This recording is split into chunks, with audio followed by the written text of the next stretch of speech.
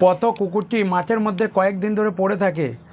কুকুরটি ঝড় বৃষ্টি রোদ কুকুরটি ওপর দিকে গেছে। এই অবলা প্রাণী করুণ অবস্থা দেখে স্কুল ছাত্রী আমাকে খবর দেয় কুকুরটিকে সেবা শুশ্রূষা করা হয়।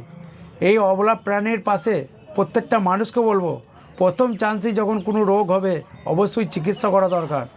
আমাকে এমন সময় খবর দেয় যখন কুকুর মৃত্যুর সাথে লড়াই করে, সেই টাইমে বলে।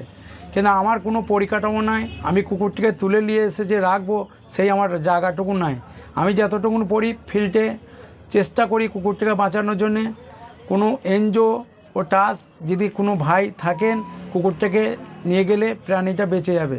কিন্তু এই ধরনের প্রাণী অবশ্যই তুলে নিয়ে তার স্যালাইন প্রয়োজন, কিন্তু সেইটা নিয়ে এসে আমার রাখার মতন জায়গা নাই। তাই প্রত্যেকটা ভাইকে অনুরোধ করছি, এই ধরনের ক্ষত কুকুর অসুখ যদি থাকে প্রথম চান্সেই চিকিৎসা করাবেন, তাহলে অবলা প্রাণীগুলো বেঁচে যাবে। আর আমাকে ডাকলে অবশ্যই যেন পথ কুকুরের পাশে থাকতে হবে। হয়তো খবর দিয়ে দিলেন যে আর তো আপনি থাকবেন না, এটা ঠিক নয়।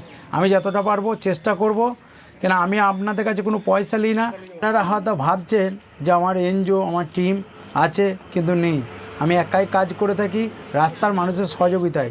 প্রত্যেকটা ভাইকে অনুরোধ করব, অবলা প্রাণীর পাশে থাকুন, একটু ভালো কাজে এগিয়ে আসুন। আমার নাম অমিষেক, পশ্চিম